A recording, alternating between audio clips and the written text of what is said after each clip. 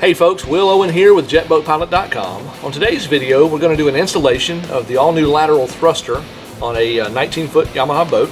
This one in particular is a 19 FSH with the articulating keel.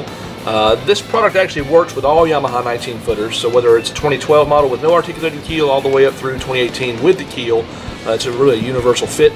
So today's video will address that. If you do not have the articulating keel, the installation process is very similar. You just won't do the keel portion of this install. You can kind of skip through that. Before we get started, a couple of preparation tips I want to point out. If you already have the lateral thrust vectors installed, you can do this installation without having to take them off. What we recommend is just pushing the reverse bucket up, flipping the thrust vectors up in a small chunk of 2x4 will simply hold them in the up position while you're doing the work. This gets them out of the way. If you're installing at the same time, obviously lateral thrusters first and then thrust vectors second may make your life a little bit easier. So this is what we're going to do here. Before you get started, obviously pull your lanyard on your console to make sure you don't have anyone starting the engine on you while you're working, and obviously putting up the reverse bucket is a good idea. Also, one quick point, when you open your box up, you're going to notice inside the box you have a operation and safety information guide. We highly recommend that you read this. Make sure anyone who's driving the boat also reads this, as well as inside there's a notice. This sticker needs to be affixed near to the throttle quadrant. There's a quick little QR scan that someone can quickly watch from their smartphone and learn about the product and the safe operation of the boat with the product installed. So just a little bit FYI there. We also have your paper instructions here as well, and then the product itself. It's going to come out like this out of the bag, and you're also going to have a hardware kit which we've already previously opened up and kind of set out for you. Quick rundown of some of the things that you'll need. First and foremost, you're going to need to have your 12mm wrench and socket, a ratchet and socket. You're going to need a 10mm wrench. You're going to need a set of snap ring pliers. This is an external bent tip snap ring plier. There is a code found in the install manual that you can actually order from Amazon. This set of pliers, they range anywhere from $10 to $20 depending, but you will need this for articulating keel models. If you do not have the articulating keel, you do not need the snap ring pliers. To make life easier, I also have a couple of speed handles here, a 5mm and a 1/8 inch. The kit does come with a couple of wrenches, but they're not quite as quick, obviously, as using a speed handle. So that's that. I also brought with me a little bottle of lubrication oil here, just in case I have issues getting the hinge pin back on for the articulating keel. Probably not going to use it, but just in case, that makes life a little easier. I've got a rag handy, and of course all of my parts. You'll notice on this particular unit there are a couple of holes bored in this. This is a prototype, and the outboard holes we will not use. Just in case you're seeing that and wondering what's going on, your model will only have one set of holes. It'll be the inboard pair there. So for the preparation portion, let's go ahead and get started here. The first thing I want to do is remove some things from the boat. First thing obviously being the articulating keel. In order to do so, the best way to get at the snap ring on top of the hinge pin is to come in through the nozzle. If you want to bring the camera around real quick here, I want to show you. As you look straight down the reverse channel here, you'll notice that there's the articulating keel hinge pin, and on top of it you have a snap ring. That snap ring has to be removed in order to get the hinge pin out. We're going to remove the top one with our handy dandy pliers here. What I've learned about this process is if you press the pin downward, that will allow you to get the pliers in, and once you got the pliers in place, then you can simply position the little prongs in the holes much easier by pushing up on the hinge pin. That way there's some clearance, and it's a little easier to get the tips of your snap ring pliers into the holes on the snap ring itself. It's going to require some steady hands. If you're like me, it's going to take you a couple tries. There we go, we've got that. Now what you want to do is you want to pinch, and we'll take the washer from underneath and just slide the whole thing off as one. Notice that washer just came off. We want to make sure we set that washer aside. We will reuse this. The snap ring, now that we've stretched it, we want to discard this. We do not want to reuse the snap ring. Notice the gap in between. That's a dangerous snap ring. It's potential it could fail by spreading, causing the water flow to push the hinge pin out of the location, which in turn you'll lose your rudder. Ask me how I know that, because I did that once. So we don't recommend using this. We send you a new snap ring. You'll reuse the new snap ring when we do the final reinstallation of the articulating keel. We'll set this aside. All right, so we have the pin hinge pin snap ring off. We also have the washer off. I want you to notice now, bring the camera down, you've got the hinge pin itself, the snap ring, and the bottom washer. We also have a nylon bushing, and when I get ready to take this rudder off, I'm going to actually rotate the nozzle to the port side, all the way over, hard over to the port. And now, if you'll take the camera, I want you to watch how I take this off. Basically, you just take your palm, you just kind of bump it, and it's going to slide right out. And you'll notice you've got a bushing top and a bushing here. You've got a bushing still here, and you've also got a bushing on the bottom side. And you want to make sure that they go back on that same way when it's time to reinstall your keel. We'll set these aside for the moment. All right, now in order to save time, I have already done most of the hard work here in removing this bottom bolt from the nozzle, just so you can see. This is a 12mm socket. We're going to remove the 8mm bolt here, as well as the washer and the spacer. I want to point out, this is important, this little standoff here, which is going to be reused. The bolt and the washer we will not reuse. We'll set that aside. All right, one final step in the preparation process. If you'll bring the camera around this other side, we'll go ahead and remove this anode here, because we've got to get access to the back side of the anode there for the mount points. These bolts that the factory uses to attach these anodes, we are not going to reuse those. We will set those aside. We've got a new set of screws that will go in that place. One more step, if you'll bring the camera around the other side again.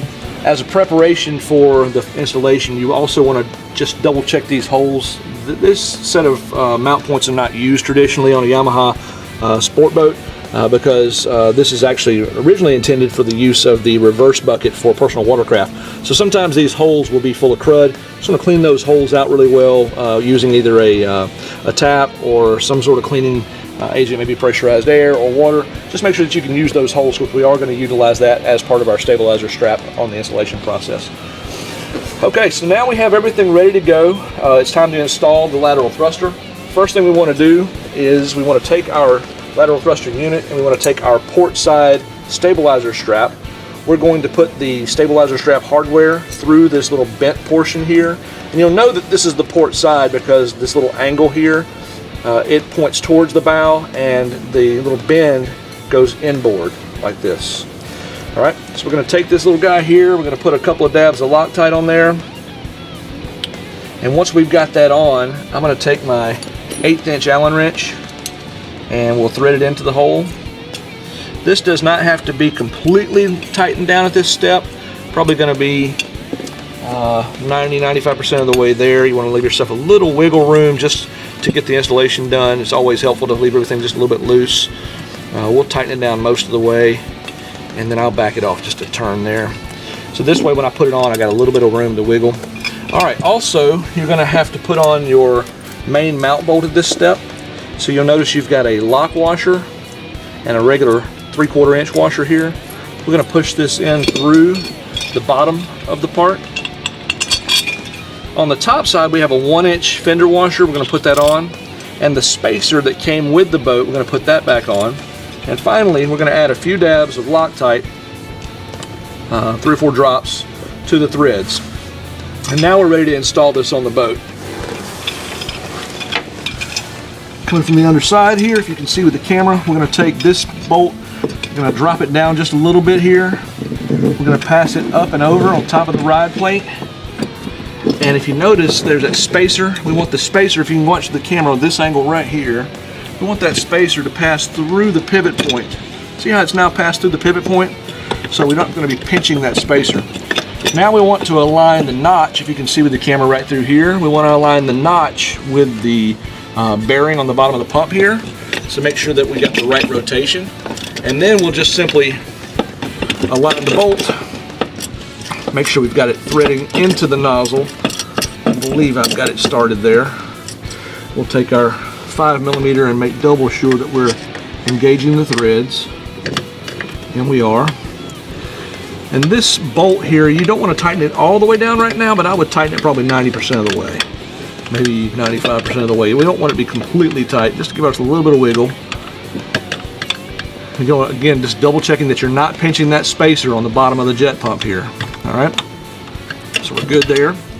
All right, so now we've made sure that we've indexed on the bearing on the bottom of the jet pump. It's engaged in that notch. We have the left side strap on, and we're going to go ahead and move around to that side and tighten that down, adding the anode.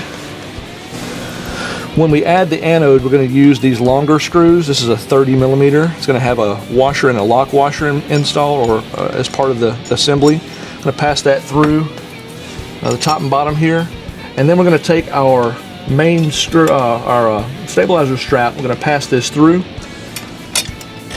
You just start it with your fingers.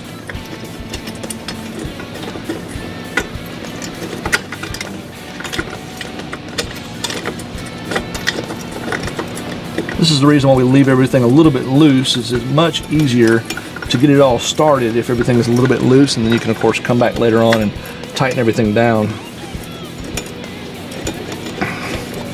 Included with the kit, which you don't see here today, we're going to include a little bit longer 1/8 inch Allen wrench, or 1/8 inch Allen wrench, and it'll have a ball end on it, and that'll allow you to get back behind here and tighten down this mount point here. We're not going to tighten it just yet.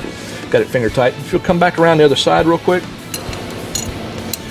All right, now that we're back on the starboard side, we're going to install the starboard side stabilizer strap. We'll put a couple of drops of Loctite on the hardware itself, and we're going to place the stabilizer strap on top of the lateral thruster. It's going to go into the mount point here, and it's easiest if you take your Allen wrench and go ahead and get it started ahead of time. It's going to go up and over the steering arm here. This is why we do this in this step, is to allow for that steering arm being in the way.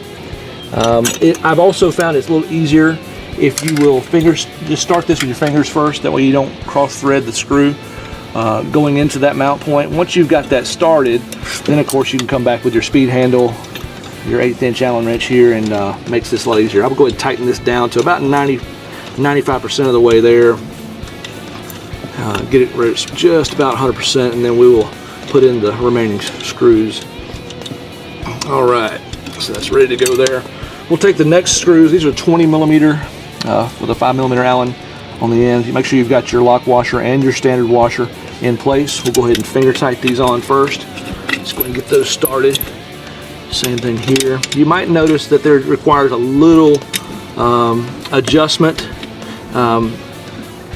in getting these started.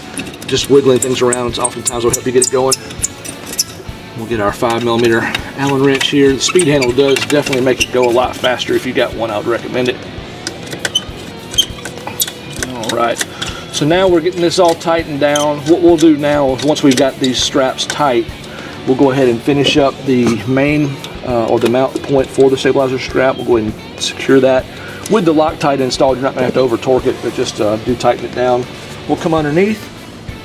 We'll get the main mount bolt torque down, and that's going to probably end up being a torque value of 10 foot-pounds or so.